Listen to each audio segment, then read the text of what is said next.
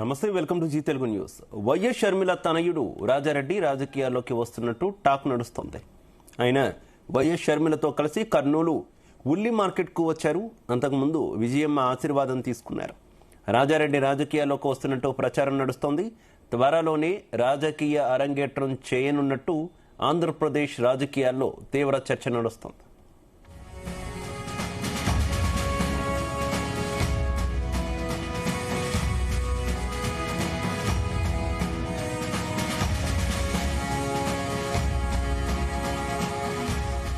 YS Sharmila తనయుడు రాజారెడ్డి రాజకీయాల్లోకి వస్తున్నట్టు టాక్ నడుస్తోంది. ఆయన వైఎస్ షర్మిలతో కలిసి కర్నూలు ఉల్లి మార్కెట్కు వచ్చారు. అంతకుముందు విజయమ్మ ఆశీర్వాదం తీసుకున్నారు.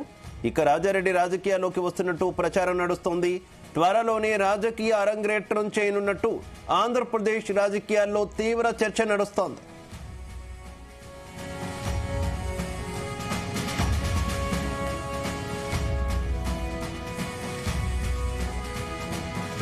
ఇక ఇదే విషయానికి సంబంధించి మరింత ఇన్ఫర్మేషన్ మా కరెస్పాండెంట్ రామచంద్ర అందిస్తారు. రామచంద్ర. శివ, ఏపీ రాజకీయాల్లో ఒక హాట్ టాపిక్ అయితే ఈ రోజు హైలైట్ గా నిలుస్తోందని చెప్పుకోవచ్చు. వైఎస్ షర్మిల ఏపీసీసీ చీఫ్ గా ఉన్నటువంటి వైఎస్ షర్మిల తనయుడు రాజారెడ్డి రాజకీయాల్లోకి వస్తున్నారన్న ప్రచారం అయితే జోరుగా సాగుతోంది. అయితే అందుకు గల ప్రధాన కారణం ఏమంటే, ఇటీవల షర్మిలతో కొడుకు రాజారెడ్డి ఇటీవల ఎక్కువ సార్లు ఆమెతో కలిసి ప్రయాణం చేయడం కావచ్చు, ఆమె ఎక్కడికి వెళ్ళినా కూడా రాజకీయ కార్యక్రమాలకు వెళ్ళినా కూడా రాజారెడ్డి ఆమెతో పాటు హాజరవుతున్న నేపథ్యంలో ఈ ప్రచారం అయితే జోరుగా సాగుతోంది. అయితే ఈ రోజు కర్నూలులో ఉన్నటువంటి ఉల్లి మార్కెట్ పరిశీలన కూడా షర్మిల వెళ్ళడం స్టార్ట్ అయింది. అయితే ఈ నేపథ్యంలో ఇంటి నుంచి బయలుదేరిన సమయంలో రాజారెడ్డి కూడా షర్మిలతో పాటు బయలుదేరి ముందు తన అమ్మమ్మ ఉన్నటువంటి వైఎస్ రాజశేఖర రెడ్డి సతీమణి వైఎస్ విజయమ్మ ఆశీస్సులు తీసుకొని ఆయన తల్లి షర్మిలతో ఈ రోజు ఆయన పర్యటనకు స్టార్ట్ అయ్యారు. అయితే ఈ నేపథ్యంలోనే రాజారెడ్డి రాజకీయాల్లోకి ఎంట్రీ ఇవ్వబోతున్నాడా అన్న ప్రశ్నలు పొలిటికల్ ఎంట్రీకి సిద్ధమైందని చెప్పి కూడా మరోవైపు అనుమానాలు అలాగే సంకేతాలు కూడా బలంగా వినిపిస్తున్నాయని చెప్పి కూడా మనం భావించవచ్చు. గత వారం రోజులుగా కూడా ఏపీ కాంగ్రెస్ చీఫ్ షర్మిల కొడుకు రాజారెడ్డి వార్తల్లోకి ఎక్కుతూ ఉన్నాడు. అలాగే విదేశాల్లో చదివి ఉన్నత స్థాయిలో ఉద్యోగం చేస్తూ ఉన్నటువంటి పడిందా అన్న అనుమానాలు కూడా వస్తున్నాయి. అయితే రీసెంట్ గా వైఎస్ఆర్ వర్ధంతి రోజు ఏదైతే కడప జిల్లా ఇడుపులపాయలో వైఎస్ఆర్ ఘాట్ ఉంది, ఆ ఘాటు వద్ద తల్లితో కలిసి కనిపించాడు. అలాగే గతంలో చిన్నప్పుడు తాతతో గడిపినటువంటి మధుర క్షణాలను గుర్తు చేసుకుంటూ కూడా ఎమోషనల్ అయినట్లుగా కనిపించాడు రాజారెడ్డి. బట్ రాజారెడ్డికి సంబంధించినటువంటి వార్తలు చక్కర్లు కొడుతున్నాయి. ఆ రోజు షర్మిల కొడుకు రాజకీయాల్లోకి ఎంట్రీ ఇవ్వనున్నట్లు వార్తలు చక్కర్లు కొట్టాయి. అయితే దానికి షర్మిల నుంచి ఎలాంటి రియాక్షన్ రాలేదు.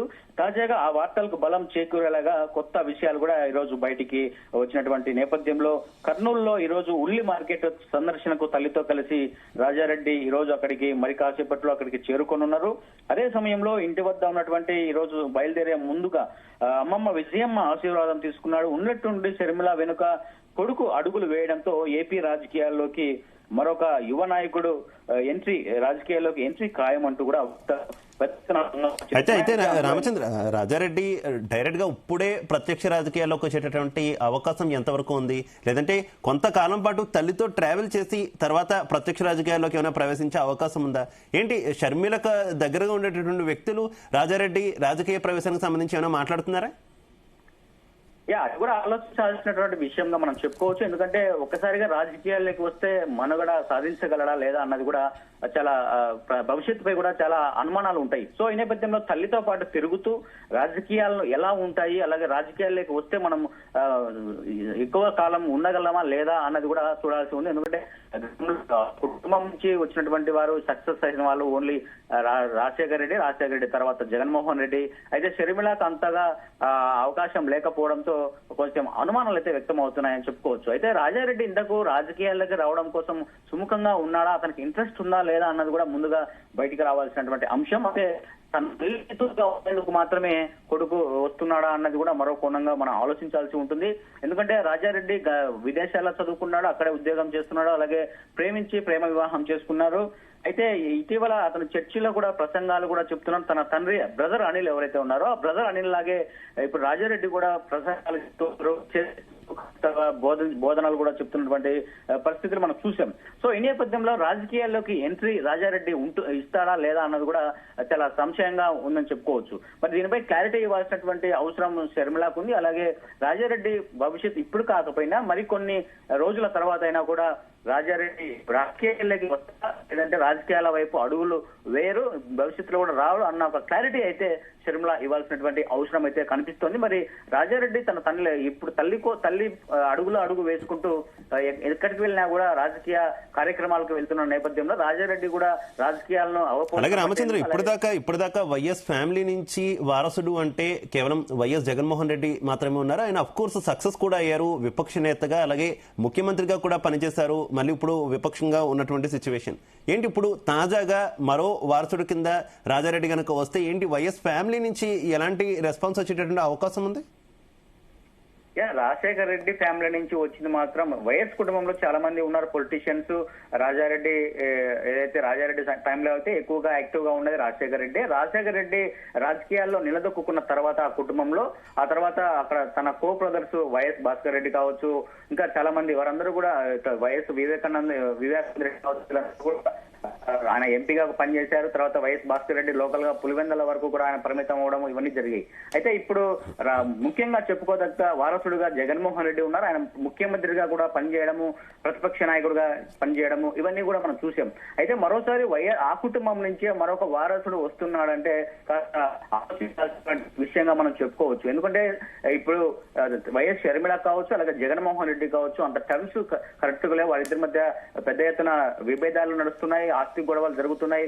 సో ఈ నేపథ్యంలో రాజారెడ్డిని వైఎస్ కుటుంబ వారసుడిగా వాళ్ళు పరిగణించకపోవచ్చు. ఎందుకంటే షర్మిలకు వైఎస్ కూడా మనం చూసాం. బ్రదర్ అనిల్ ను మ్యారేజ్ చేసుకున్న తర్వాత ఇంటి పేరు మారుతుంది, కానీ షర్మిల ఎందుకు వైఎస్ అనే పెట్టుకుందా అని చెప్పి గతంలో వైఎస్ఆర్ కాంగ్రెస్ పార్టీ నాయకులు చాలా మంది ఆరోపణలు చేశారు. సో ఈ నేపథ్యంలో మరి రాజారెడ్డి కూడా వైఎస్ అనే ఒక ఇంటి పేరు ఎలా వస్తుంది అన్నది కూడా మీద చర్చ జరిగే అవకాశం ఉంది. మరి దీనిపై క్లారిటీ రావాల్సినటువంటి అవసరం ఉంది. రాజారెడ్డి రాజకీయ వైపు ఎంతవరకు ఆయన సుముఖంగా ఉన్నాడా లేదా అన్న కూడా ముందుగా ప్రధానంగా తేలాల్సినటువంటి విషయం. మరి వైఎస్ కుటుంబం నుంచి రాజారెడ్డి వస్తున్నాడు రాజకీయాల్లో అంటే మాత్రం వైఎస్ ఫ్యామిలీ ఎలా స్వాగతిస్తారో అలాగే పులివెందుల ప్రజలు ఏమాత్రం దాన్ని అంగీకరిస్తారనేది కూడా మనం చూడాల్సి ఉంటుంది. మరి ఇఫ్ ఇన్ కేస్ యువ నేతగా రాజకీయ అరంగేట్రం కనుక రాజారెడ్డి చేస్తే కాంగ్రెస్ పార్టీలోనే తల్లి పిసిసి చీఫ్ గా ఉన్నారు, ఎంతవరకు కాంగ్రెస్ ఉపయోగించుకునేటటువంటి అవకాశం ఉంది? గతంలోనే రాజశేఖర రెడ్డి కాంగ్రెస్ పార్టీ నుంచే ప్రతిపక్ష నేతగా ముఖ్యమంత్రి కూడా అయినటువంటి పరిస్థితి. ఇప్పుడు ఆయన తనయ్య పిసిసి చీఫ్ గా ఉన్నారు. సో ఈ నేపథ్యంలో ఆ legacy YS Rajasekhara Reddy legacy అంతా కూడా మాతోనే ఉందని చెప్పుకునే ప్రయత్నం చేసే అవకాశం ఉందా? ఖచ్చితంగా ఇటీవల అన్న చెల్లెల మధ్య కూడా ఆ లెగసీ ఎవరు కాపాడతారు, ఆ లెగసీ ఎవరికి ఎక్కువ ఉందన్న అంశం కూడా పెద్ద ఎత్తున పోటీ జరిగిన నేపథ్యం మనం చూసాం. అయితే అటు జగన్మోహన్ రెడ్డి కావచ్చు ఇటు షర్మిల కావచ్చు. అయితే వైఎస్ కాంగ్రెస్ పార్టీతో ఇప్పటికీ ఉందన్న అది మాత్రం చాలా స్పష్టంగా చెప్తున్నారు రాజకీయ విశ్లేషకులు. కానీ షర్మిల మాత్రం ఆ లెగసీని తీసుకోలేకపోయడము, అలాగే తెలంగాణలో వైఎస్ఆర్ తెలంగాణ పార్టీ పెట్టడం, అలాగే కాంగ్రెస్ పార్టీలో విలీనం చేసి అలాగే ఏపీకి రావడం, ఇలా కొన్ని గందరగోళ పరిణామాల నేపథ్యంలో షర్మిల ఏపీలో రాలేదన్న ఒక ఆరోపణలు ఉన్నాయి. అలాగే ఇటీవల జరిగినటువంటి ఎన్నికల నేపథ్యంలో ఎన్నికల్లో కూడా కనీసం ఒక్క సీటు కూడా గెలవలేకపోవడం పెద్ద మైనస్ గా ఉందని చెప్పి షర్మిలకు కాంగ్రెస్ పార్టీ అధిష్టానం దగ్గర మైనస్ గా ఉందని చెప్పి చెప్తున్నారు. అలాగే ఇటీవల ఒక కమిటీ కూడా వేయడం జరిగింది షర్మిలకు పైన కూడా. ఆ కమిటీ ఆధ్వర్యంలోనే షర్మిల పని చేయాల్సి ఉంటుంది. కానీ ఈ నేపథ్యంలో షర్మిలకు పెద్ద ఎత్తున సీనియర్లు ఎవరైతే మొదటి నుంచి కాంగ్రెస్ రాజశేఖర రెడ్డి హయాం నుంచి పనిచేసినటువంటి వారందరూ కూడా ఈ రోజు షర్మిలకు ఎవరు కూడా సహకరించట్లేదు. వారందరూ కూడా షర్మిల మీద పెద్ద ఎత్తున ఫిర్యాదులు చేశారు అధిష్టానానికి. ఆ నేపథ్యంలో మాణిక్యం ఠాకూర్ తో కలిసి ఒక కమిటీని కూడా వేయడం జరిగింది, పొలిటికల్ అడ్వైజర్ కమిటీ. సో ఈ నేపథ్యంలో షర్మిలకు కూడా అక్కడ పెద్ద ఎత్తున షాక్ తగిలే అవకాశాలు ఉన్నాయని కూడా ఇటీవల కథనాలు చూశాం. సో ఈ నేపథ్యంలో తన కొడుకును ఒకవేళ షర్మిల కాంగ్రెస్ పార్టీలో వ్యతిరేకంగా వస్తే మాత్రం తన కొడుకు రాజారెడ్డిని ట్రైనింగ్ చేసి కాంగ్రెస్ పార్టీలోనే ఉంచి కాంగ్రెస్ పార్టీ నుంచే రాజకీయంగా తన అన్న కోణంలో కూడా మనం ఆలోచించాల్సి ఉంటుంది. ఒకవేళ తన కొడుకు భవిష్యత్తు కోసం రాజకీయాల్లో కూడా మంచి అనుభవం కోసమే తన తనలో పాటు తీసుకెళ్తున్నట్లు కూడా మనం చెప్పుకోవచ్చు Shiva. Right, okay, thank you Ramachandra.